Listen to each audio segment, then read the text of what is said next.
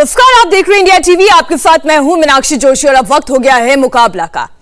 आज Karnataka high court ने हिजाब के फैसले को बदलने से इनकार कर दिया। यानी स्कूलों में, कॉलेजों में, इंस्टीट्यूशंस में धार्मिक पोशाक पहनने की आजादी नहीं होगी।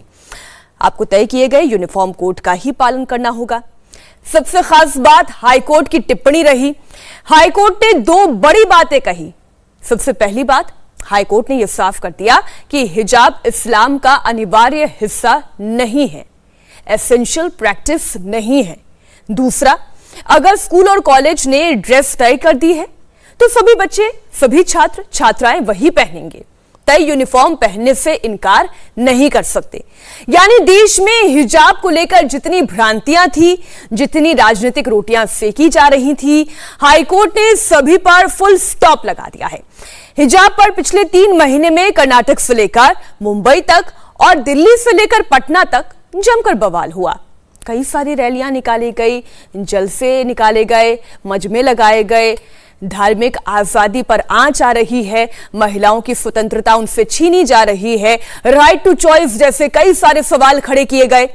लेकिन कर्नाटक हाईकोर्ट ने यह साफ कह दिया कि छात्र स्कूल की तयशुदा ड्रेस ही पहनकर जाएंगे। हाईकोर्ट के फैसले के बाद हिजाब का विवाद खत्म हो जाना चाहिए था, लेकिन हाईकोर्ट के फैसले पर सियासत और तेज हो गई और यह जमकर उबाल मार रही है। असदुद्दीन ओवैसी ने हाईकोर्ट के फैसले का विरोध किया और कहा कि हाईकोर्ट ने जो फैसला दिया वो सही नहीं है। ओवैसी ने कहा कि यह फैसला अभिव्यक्ति की आजादी के खिलाफ है। हिजाब इस्लाम का हिस्सा है या नहीं, ये कोर्ट तय नहीं करेगा। इख्तियार है संविधान के तहत कि मैं हाईकोर्ट के फैसले से डिसएग्री करूं। वो सही फैसला नहीं है। सही फैसला इसलिए नहीं है क्योंकि संविधान में प्रियम्बल जो है ना, प्रियम्बल में जो liberty of thought, equality, justice है, वो उसको सस्पेंड करता है। और ये judgment right to culture, freedom of expression, conscience, उसको सस्पेंड करता है। और तीसरी बात यह है कि आर्टिकल 15 संविधान का फंडामेंटल राइट ये कहता है कि आप किसी से रिलीजन और कास्ट के नाम पे डिस्क्रिमिनेट नहीं करते। आप डिस्क्रिमिनेट कर रहे हैं। आप ये कह रहे हैं कि भाई हिजाब इस्लाम में एसेंशियल रिलीजियस प्रैक्टिस नहीं है। आप कौन होते भाई डिसाइड करने वाले? कोई एक मुसलमान भी डिसाइड नहीं कर सकता कि हिजाब है या नहीं है। भाई मेरा फ्रीडम ऑफ कॉन्शियंस है, ये मेरा इंडिविजुअल राइट है। इसके ऊपर हम इससे डिसएग्री करते हैं और उम्मीद करते हैं कि सुप्रीम कोर्ट में इसको अपील किया जाएगा।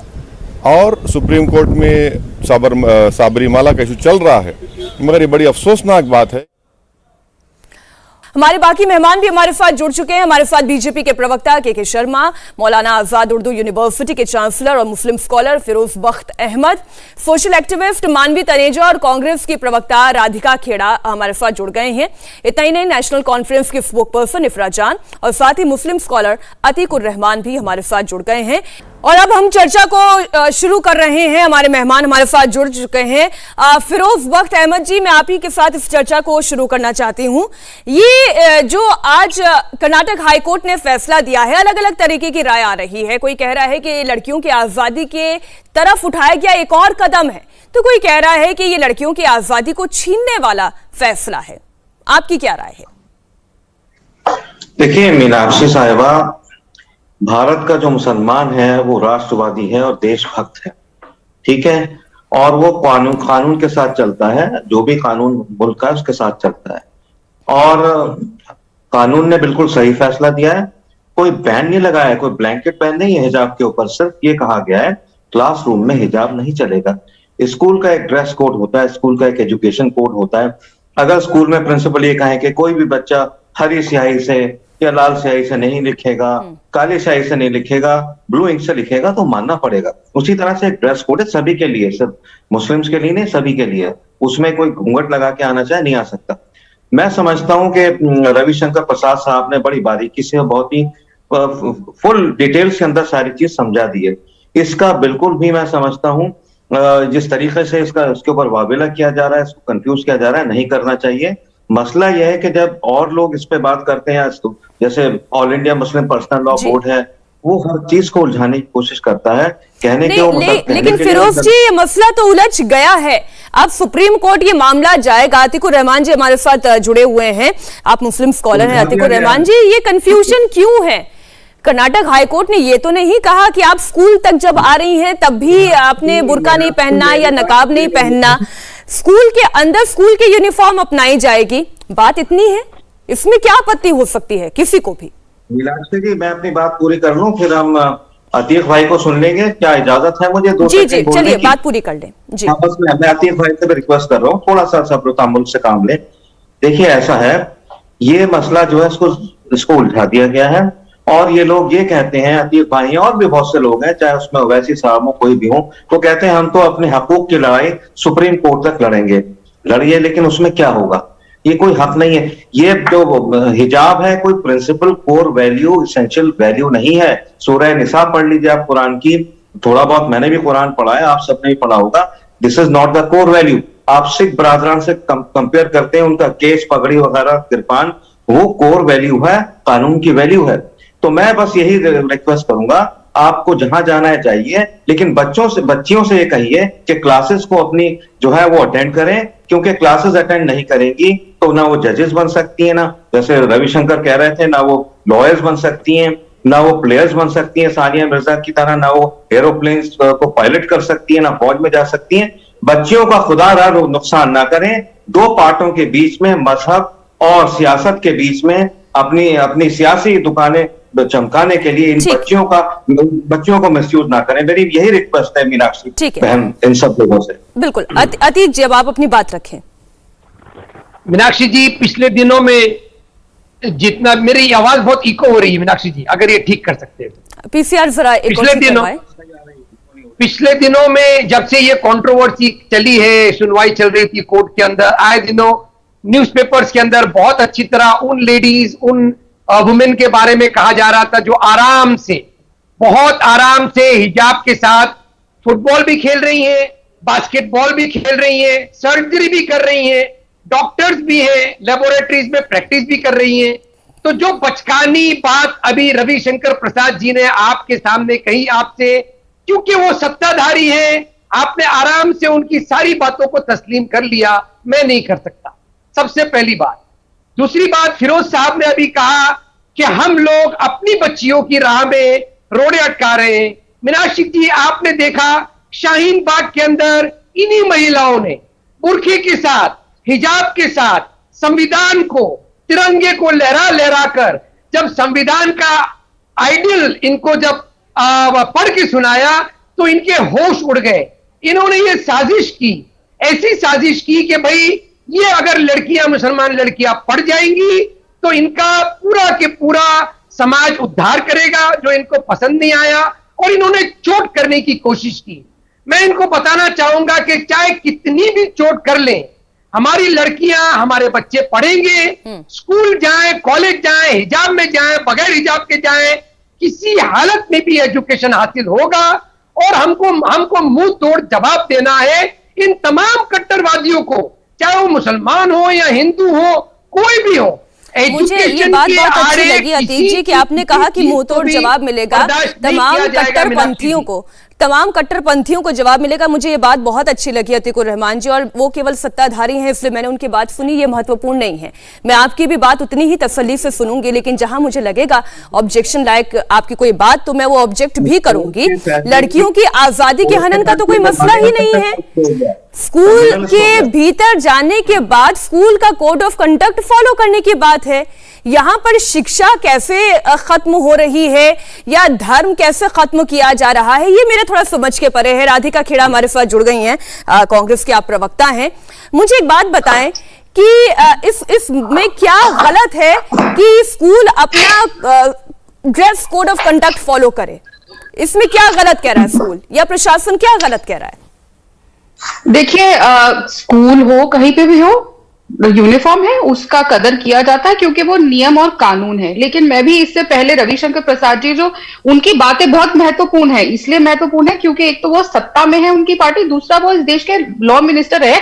आज के किस वजह से बाहर है वो उनकी पार्टी निर्णय जाने, लेकिन उस देश के लॉ मिनिस्टर है और बड़े बड़े निर्णय उन्होंने लिए। जब वो आके नेशनल टेलीविजन में एक ऐसे व्यक्ति कह के जाते हैं कि आप चाहे वकील हो, आप चाहे जज हो, चाहे आप डॉक्टर हो, चाहे आप एयरफोर्स में हो, आप कोई भी अपना रिलीजियस कोई ड्रेस नहीं पहन सकते, तो उनको शायद ये नहीं याद रहता कि हमारे जितने भी सिख भाई है वो सब अपना पगड़ी बहुत शान से पहन के जाते हैं, क्योंकि वो उनकी चॉइस है, उनके धर्म का भी हिस्सा है और उनकी चॉइस भी है ना। सिख धर्म भी किसी को बांधता नहीं है कि आपको ये करना ही पड़ेगा अगर आप फॉलो कर रहे हैं। अब बात आती है, आप देखेंगे खालसा पंथ की भी जो फॉलो करती हैं बच्चियां भी, वो भी स्कूल एक तरीके की पगड़ी पहनकर ही जाती हैं, उनको भी वो मौका दिया जाता है कि वो पहने। तो अगर बच्चे पढ़ के पहन के जाना चाहते हैं एक हेड स्कार्फ, आज मीनाक्षी जी मैं खुद एक कॉन्वेंट स्कूल में पढ़ी हूँ जहां पे हमारी यूनिफॉर्म में एक सलवार कमीज थी, मैं पहन के नहीं जाना चाहती थी एक सलवार कमीज के साथ एक दुपट्टा, लेकिन वो हमारी संस्कृति का हिस्सा था कि सलवार कमीज के साथ आपको दुपट्टा पहन के जाना, तो वो मुझे पहनना पड़ा था। तो क्या ये भी हमारे संस्कृति का हिस्सा नहीं है? दुपट्टा पहन के क्यों जाना पड़ रहा है सलवार कमीज के साथ? मुझे मैं खुद कॉन्वेंट में पढ़ी हुई हूँ, इसलिए मैं आपकी बातों से पूरी तरह सहमत हूँ। जो स्कूल की यूनिफॉर्म है वही हमें पहननी होती है और ये हमने पूरी शान के साथ और पूरी इज्जत के साथ पहनी भी। क्यों? क्योंकि ये यूनिफॉर्म कोड ऑफ कंडक्ट था, ये स्कूल का कंडक्ट था। लेकिन जहां तक बात आपने सिख की कही, तो लगातार ये चर्चा का विषय रहा। कर्नाटक हाईकोर्ट ने भी आज अपने फैसले में ये बात कही कि हिजाब इस्लाम की एसेंशियल प्रैक्टिस नहीं है। आप बार बार सिख धर्म को इस पर चर्चा में लेकर आते हैं। मैं केवल आपकी बात नहीं की राधिका जी, लेकिन वो तमाम लोग जो सिख धर्म को लेकर आते हैं, सिख के 5 ककार उनके एसेंशियल प्रैक्टिसेस में आते हैं। एसेंशियल और नॉन एसेंशियल के बीच में हमें फर्क समझना होगा। बीजेपी की ओर से प्रवक्ता के शर्मा जी भी हमारे बीच बैठे हुए हैं। के शर्मा जी, अब देखिए भारतीय जनता पार्टी पर सीधा आरोप ये लगने लग जाता है कि भले ही आज कर्नाटक हाईकोर्ट ये फैसला सुनाए, लेकिन आरोप सरकार पर लगता है कि आप लोग एक विशेष धर्म के अंदर बार बार हस्तक्षेप करने की कोशिश करते हैं। अब अबू आजमी जी को ही देख लें, वो ये कहते हैं सरकारें आती जाती रहती हैं, संविधान बदलता रहता है, लेकिन मजहब का संविधान एक बार लिख दिया गया। ऐसा है, सभी लोग स्वतंत्र हैं मीनाक्षी जी अपनी राय रखने के लिए, लेकिन जब न्यायालय का कोई निर्णय आ गया है तो उसके बाद अब कुछ बचता नहीं। एक बात तो अबू आजमी हो चाहे कोई हो, उन्हें समझ लेना चाहिए कि यह देश संविधान से चलेगा, सरिया से नहीं चलेगा। सरिया आप अपने धर्म के रूप में जैसे अपनाना चाहे अपनाएं, लेकिन देश चलेगा, यह लोकतांत्रिक देश है, वो संविधान से चलेगा। और दूसरी बात ये भी स्पष्टता से जान लेना चाहिए कि शिक्षा और सरिया भी साथ नहीं चल सकते। तो इसलिए निर्णय आने के बाद सब स्वतंत्र हैं, जिसे हाई कोर्ट जाना है हाई कोर्ट चले जाए, जिसको सुप्रीम कोर्ट जाना है सुप्रीम कोर्ट चले जाए, जिसको जाके मंदिर मस्जिद जहां फरियाद करना है कर ले। नियम तो जो कानून है वो स्पष्ट है। रही बात कि इसको विवाद क्यों बनाया जाए, इसके पीछे कुछ लोगों के इंटरेस्ट रहे, उन लोगों ने इसे विवाद का भी रूप दिया। पहले से स्पष्ट था सब कुछ। एक बात जो इस पूरे चर्चा में है और आज के जो निर्णय है न्यायालय का, उसको समझना चाहिए। हम मौलिक अधिकार की तो बात करते हैं मीनाक्षी जी, लेकिन मौलिक कर्तव्यों की बात नहीं करना चाहते हैं। जब मौलिक कर्तव्य निभाने की बात आती है तो आप अपने मौलिक अधिकार को आड़ बना देते हैं। यदि आपके पास यह अधिकार है कि आप अपना धर्म का पालन करें, आप उसके लिए स्वतंत्र हैं, आप पहनने ओढ़ने के लिए स्वतंत्र हैं, आप जो व्यक्ति की स्वतंत्रता के लिए स्वतंत्र हैं, तो आपको यह भी आपको अपना कर्तव्य याद रखना चाहिए कि कुछ जगह जहां पर अनुशासन का पालन करना है वो भी आपको करना ही पड़ेगा। इस निर्णय ने उस बात की ताकीद की है कि आप अपने कर्तव्य को भी समझें। ये कोई भी स्कूल या कोई भी ऐसा संगठन जी जो है वो सॉरी, यदि आपको शिक्षा देता है, आपके अंदर बौद्धिक क्षमता को बढ़ाता है, तो साथ साथ आपको अनुशासन की भी शिक्षा देता है। तो आपको यदि किसी स्कूल में या किसी यूनिवर्सिटी या किसी इंस्टीट्यूट में है, तो उसके आप अनुशासन जो जीवन में उतरना चाहिए, उसकी भी शिक्षा आपको वहां लेनी है। आप वहां मनमाने ढंग से नहीं चल सकते। के शर्मा जी की ये समाज में भ्रम फैलाने का भी काम होता है। इफ्रा जान जी, ये भ्रम फैलाकर अपनी राजनीतिक रोटियां सेकने का काम कौन कर रहा है? शायद वो लोग जो एक छोटी सी लड़की के पीछे पड़ गए, जिन्होंने उस पर पत्थर मारे जबकि वो स्कूल जाना चाहती थी और अपना असाइनमेंट सबमिट कर रही थी। आप ही की स्क्रीन पे मैं विजुअल्स देख रही थी, बहुत सारे लड़के सैफरन स्कार्फ्स लगा के एक छोटी सी लड़की के पीछे पड़ गए थे। तो आप उनसे पूछ लीजिए कि क्यों भ्रम फैला रहे हो, क्यों इस छोटी लड़की को डरा रहे हो। अजीब सी बात तो यह है कि रविशंकर प्रसाद जी ने कहा कि हम चाहते हैं कि मुस्लिम महिलाओं के लिए बाकी इंस्टीट्यूशंस के दरवाजे खुले और वो चाहते हैं हम एम्पावर हों। आज 250 लड़कियां कर्नाटका में हैं जिनको स्कूलों के दरवाजे जिनके लिए बंद हो चुके हैं क्योंकि वो सर पे दुपट्टा एक ओढ़ती हैं। और रविशंकर प्रसाद जी, क्या आप ये मानते हैं कि मुस्लिम महिलाओं के लिए स्कूलों के दरवाजे बंद करके वो एम्पावर होंगी? क्या स्कूलों के दरवाजे बंद करके वो आईपीएस ऑफिसर बनेंगी, आईएएस ऑफिसर बनेंगी? और एक पॉइंट में बात सिर्फ बोल देती हूँ, बार बार बात हो रही है यूनिफॉर्म की। कोई बात नहीं, अगर यूनिफॉर्म है, यूनिफॉर्म में अगर एक सर पे अगर कोई लड़की दुपट्टा रखती है तो वो यूनिफॉर्म को कंप्लीटली वायलेट कैसे करता है? हर यूनिफॉर्म में रीजनेबल अकोमोडेशंस होते हैं। जैसे आयरलैंड की जो सरकार है उसकी पुलिस यूनिफॉर्म में सिख्स के लिए एक पगड़ी भी है और मुस्लिम महिलाओं के लिए एक हिजाब भी है।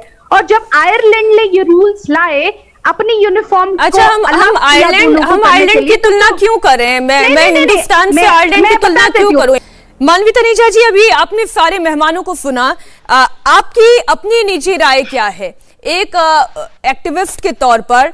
क्या आप ये मानती हैं कि कर्नाटक हाईकोर्ट का ये फैसला दरअसल लड़कियों की स्वतंत्रता की दिशा में एक और कदम है, या फिर आप भी ये मानती हैं कि ये राइट टू चॉइस का हनन है?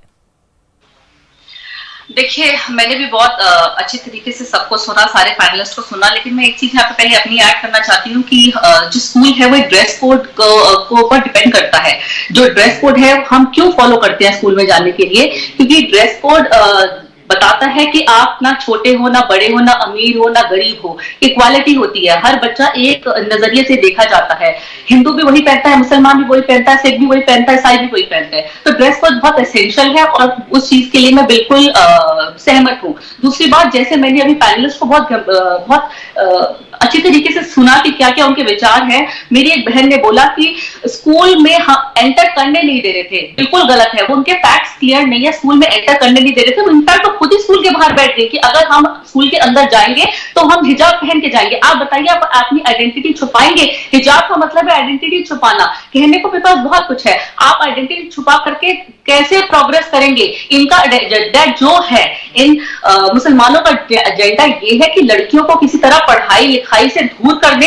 ये पढ़े लिखे ना, क्योंकि अगर ये पढ़ लिख गए, क्योंकि ये बिल्कुल बर्दाश्त नहीं कर सकते लड़कियां इनके साथ कंधे से कंधा मिला करके चले। अगर ये पढ़ लिख करके कोई इंजीनियर बन गई या कोई डॉक्टर बन गई या वकील बन गई, इनसे बहुत आगे चली जाएगी, वो इन लोगों को बर्दाश्त नहीं है। फिर एक मेरे भाई ने बोला कि स्पोर्ट्स पे हिजाब पहन करके आप स्पोर्ट्स खेल सकते हैं। मुझे इनसे ये पूछना है कि आप अगर स्पोर्ट्स खेल रहे हैं, हॉकी खेल रहे हैं, लॉन टेनिस खेल रहे हैं या स्विमिंग कर रहे हैं, इंटरनेशनल टूर्नामेंट में जा रहे हैं, तो क्या आप हिजाब पहन के जाएंगे? तो बहुत सारी ऐसी चीजें हैं। आप अगर वकालत करते हैं तो आप क्या हिजाब या बुर्खा पहन करके वकालत करेंगे? आप एक बुर्खा या हिजाब पहन करके एक ऑपरेशन करेंगे? आप क्या बुर्खा हिजाब पहन करके कोई प्लेन उड़ाएंगे? आप अपनी आइडेंटिटी कहीं ना कहीं छुपा रहे हैं। इंटरनेशनल आप ट्रेवल कर सकते हैं, आपका पासपोर्ट बनता जब है उस पर आप हिजाब पहन करके आपका पासपोर्ट नहीं बन सकता, बायोमेट्रिक्स होते हैं, फिर आपका वीजा नहीं लग सकता, क्या आप इमिग्रेशन को क्लियर कर सकते हैं? ऐसे बहुत सारी चीजें हैं। हिजाब इनका एसेंशियल नहीं है। जो ये बार बार टर्बन की बात कर रहे हैं कि टर्बन पहनते हैं सिख, वो एसेंशियल है, एसेंशियल प्रैक्टिस है, हिजाब नहीं है। तो मैं इस चीज के बिल्कुल खिलाफ हूँ। और जो छोटी छोटी बच्चियां हैं, अगर इनसे पूछिए, डिफरेंट चैनल के माध्यम पे जा करके वो बोल रही है कि हमें जबरदस्ती पहनाया जा रहा है, हमें फोर्स किया जा रहा है। आप देखिए, छोटी छोटी बच्ची जो 5 साल 7 साल की जो बच्ची है, उनको जबरदस्ती आप बुर्खा और हिजाब पहनाते हैं और बोलते हैं कि अगर तुम ये सब नहीं पहनोगी तो तुम सच्ची मुसलमान नहीं हो, अच्छी मुसलमान नहीं है। मुझे ये बताइए, जो दाढ़ी वाला मुसलमान है या जो टोपी मुसलमान नहीं पहनता था, कि वो सच्चा मुसलमान कैसे बन गया? तो ये बहुत सारे ऐसे सवाल हैं और इसे डिस्कशन में शामिल किया जा सकता है। लेकिन इफ्रा जान जी, देखिए, एक बात मुझे सवाल का जवाब दें कि मदरसों का भी एक ड्रेस कोड है, वहां पर सिर ढाक के जाना हो, वहां पर बच्चियां सलवार कमीज पहन के जाती हैं, हिजाब पहन के जाती हैं, सिर ढाक के जाती हैं। अगर कोई एक बच्ची कहते हैं मैं जीन्स टी शर्ट पहन के आऊंगी, मैं स्कर्ट पहन के जाऊंगी, मैं शर्ट पहन के जाऊंगी, मैं हिजाब नहीं पहनूंगी, क्या उसे इजाजत दी जाएगी, वो मदरसे में आकर पढ़ सकती है? देखिए, पहली बात, चाहे मदरसा हो या हिंदू रिलीजियस स्कूल्स हो या क्रिश्चियन रिलीजियस स्कूल्स हो, वो अपने रूल्स के हिसाब से चलते हैं। मैं बस एक पॉइंट क्लियर करना चाहती हूँ, जहां हम यहाँ बात वो अपने रूल्स के हिसाब से चलते हैं, लेकिन स्कूल, बेसिक स्कूल अपने रूल के हिसाब से नहीं चल सकते। बेसिक स्कूल, आप वही मैं आपको पॉइंट क्लियर करना चाहती हूँ। जो बेसिक गवर्नमेंट स्कूल होता है, एक गवर्नमेंट स्कूल में हर धर्म के बच्चे जाते हैं और उसको अकोमोडेटिव होना पड़ता है। मैं मदरसा नहीं गई हूँ और मेरे मदरसा ना जाने से किसी को कोई फर्क नहीं पड़ा, लेकिन अगर स्कूल का दरवाजा मेरे लिए बंद हो जाता, एक अपने स्कूल का दरवाजा मेरे लिए बंद हो जाता, तो शायद आज मेरे पास एजुकेशन ही नहीं होती। बार बार हमारी एक बहन ने यहाँ पे कहा कि मुस्लिम समाज जो है ये नहीं चाहता कि इनकी बेटियां आगे जाए। ये बहुत प्रॉब्लमैटिक। एक सेकंड, आपने कहा कि हम जाएंगे स्कूल तो हिजाब पहन के जाएंगे, क्यों हिजाब पहन के जाएंगे? एक सेकंड, पहले तो मुझे लगता है आपको हिजाब का मतलब नहीं पता है। हिजाब होता है सिर्फ मैंने आपको, मैम ये कैसे बोले जा रही है, बोले ठीक है राधिका जी, मैं केवल ये समझना चाहती हूँ, अगर एक मदरसे का ड्रेस कोड ऑफ कंडक्ट हो सकता है, इफ्रा जी ने अभी कहा, मानवी जी आपकी बात आ गई, अभी इफ्रा जी ने कहा कि स्कूल के दरवाजे, लेकिन अगर बच्चियों के लिए बंद हो जाएंगे तब समस्या आएगी। स्कूल के दरवाजे तो कतई बंद नहीं है, स्कूल के दरवाजे तो बंद हैं ही नहीं। स्कूल तो कह रहा है आप आइए, आप पढ़िए और सबके साथ एक समान वेशभूषा में पढ़ाई करें, ना हिंदू समझ आए ना मुसलमान समझ में आए। सवाल ये है राधिका जी, मैं दो तीन बातें बहुत साफ करना चाहूंगी आज। जब हम डिबेट पे भी बैठे तो कोई भी पैनलिस्ट को पूरे देश को गुमराह नहीं करना चाहिए। यहाँ पे बैठी एक पैनलिस्ट ने कहा कि पासपोर्ट में फोटो खिंचाने जाते तो हिजाब नहीं पहना होता। शायद उनको इस देश के नियम कानून नहीं पता।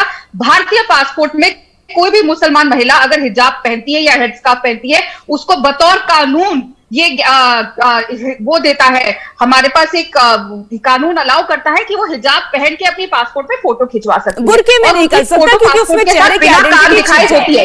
ये हमारा कानूनी अधिकार है। इनको बोलिए प्लीज चिल्लाइए नहीं। मैं अपनी बात को एक मिनट मानवी जी सुनिए, मानवी जी सुनिए, आपने देखिए अपने हिजाब की जगह बात करें, लेकिन किसी एंगल से ये जो भी फुटेज देख रहे हैं वो हिजाब की नहीं है, उन सबने बुर्का पहना हुआ है। ठीक है, बुर्का, ये मानवी तनेजा बुर्के के संदर्भ में कहना चाहती थी, आप इसे इस तरीके से समझिए, वो ये कहना चाह रही थी कि पासपोर्ट में बुर्के में आप तस्वीरें नहीं डाल सकते, उसमें आपकी आइडेंटिटी हाइड होती है। अब आप अपनी बात पूरी करें। देखिए, वैसे भी हम बुरखे के ऊपर चर्चा नहीं कर रहे, यहाँ हिजाब के ऊपर चर्चा कर रही है, और वो हिजाब जो किसी की पढ़ाई लिखाई में आगे आके कोई बाधा नहीं बांध रहा। ठीक है मानवी जी, एक बार राधिका जी की बात आने दीजिए। मानवी जी, राधिका जी की बात आने दीजिए। आप प्लीज इनको म्यूट कर दीजिए। राधिका जी, आप अपनी बात पूरी करें। दूसरी बात देखिए ना, आप देखिए सबसे फुटेज देख रहे हैं, जितने चैनल पे फुटेज है वो किसी में भी हिजाब नहीं पहना हुआ, सबने बुर्का पहना हुआ है। बात हो सकती है ऐसे जब ये बोले जा रही है। मानवी जी सुनिए ना, सब अपनी अपनी राय रखेंगे और सबको सुनेंगे। राधिका जी प्लीज। क्यों चिल्ला रही है इतनी फ्रस्ट्रेशन? खैर, मैं अब ये बोलना चाह रही हूँ कि देखिए, ये जो नूरा कुश्ती हमने देखी है बीजेपी, पीडी, एसडीपीआई, पीएफआई और बजरंग दल के बीच में, जो बहुत ही तरीके से उत्तर प्रदेश के चुनाव के समय शुरू हुई, और ये कंट्रोवर्सी हुई जो उडुपी की एक छोटी सी जगह में हुई थी, जिसको पूरे देश में एक बहुत बड़ी कंट्रोवर्सी बना दिया गया राजनीतिक रोटियां सेकने के लिए। और ये बहुत जिम्मेदारी से मैं कह रही हूँ, इसलिए कह रही हूँ क्योंकि आखिर में नुकसान किसका हो रहा है? जब हाई कोर्ट का अभी डिसीजन आया, हाँ ये सुप्रीम कोर्ट में अब डिसीजन पेंडिंग है क्योंकि सुप्रीम कोर्ट में लोग फाइल कर चुके हैं इस चीज के लिए, लेकिन जब तक उनका डिसीजन नहीं आता हमें वेट करना चाहिए कोई भी टिप्पणी करने से पहले। दूसरी बात, अभी जो हाईकोर्ट का डिसीजन आया है उसके बाद कर्नाटक गवर्नमेंट, वहां की बुमई सरकार की जिम्मेदारी बनती है कि वो इंश्योर करे कोई भी बच्ची हो हमारी वो अपनी शिक्षा से वंचित ना रहे। बिल्कुल, सबसे पहला हक, चाहे हिंदू हो मुसलमान हो, वहां पे उनको उनकी शिक्षा मिलनी चाहिए और इंश्योर करना चाहिए कि पीस रहे, किसी बच्चे के ऊपर पत्थर ना मारा जाए, एक छोटी सी बच्ची के ऊपर चाहे ये मसला तो बिल्कुल लॉ एंड ऑर्डर का है। के शर्मा जी, इतनी गारंटी बुमई सरकार दे सकती है? देखिए बिल्कुल है, लेकिन एक बड़ा झूठ आपके सामने है। आप वो पिक्चर दिखा रही है ना, दिखाइए वो पिक्चर में किसने किसको पत्थर मारा। वो अल्लाह अकबर चिल्ला रही है, वो जैसे ही वो अपने नारे लगा रहे, वो अपने नारे लगा रहे। किसने कहा, किसने पत्थर मारा है? लेकिन आपके चैनल में बैठ के झूठ बोल रहे।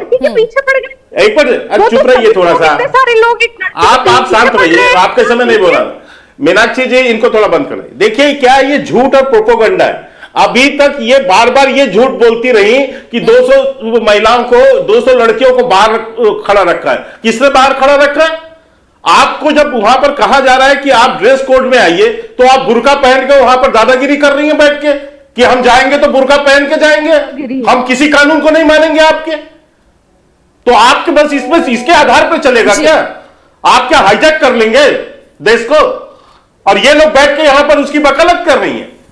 मैं पूछ रहा हूं उस पिक्चर में दिखाइए किसने कहा कि इसको पत्थर मारा है? लेकिन झूठ बोल रहा, यही झूठ यही इसी तरह की कट्टरपंथियां, ये एक्टिविस्ट जो थी, यही झूठ ट्रिपल तलाक के समय भी चिल्लाती थी, यही झूठ 370 के समय भी चिल्लाती थी। झूठ जो है वो ज्यादा समय तक नकाब में नहीं रह सकता, सच को छुपाया नहीं जा सकता, वो बेनकाब हो जाता है, वो बेपर्दा हो जाता है। आज कर्नाटक हाईकोर्ट ने कह दिया कि हिजाब एसेंशियल प्रैक्टिस नहीं है, जो शायद मेरे कहने से या किसी और के कहने से असर नहीं होता। आज कर्नाटक हाई कोर्ट ने कहा है। ठीक है, सुप्रीम कोर्ट में यह मामला गया है, सुप्रीम कोर्ट आगे क्या तय करता है उस पर भी हमारी नजर रहेगी। पूरी माफी के साथ और चर्चा के लिए मैं समय चाहती थी, आप सभी मेहमानों को सुनना चाहती थी, दर्शक सुनना चाहते थे, लेकिन आज समय इतना ही। बहुत बहुत धन्यवाद। इंडिया टीवी हर वक्त हर जगह डाउनलोड करने के लिए सर्च करें India TV news Google play store या ऐप स्टोर पर।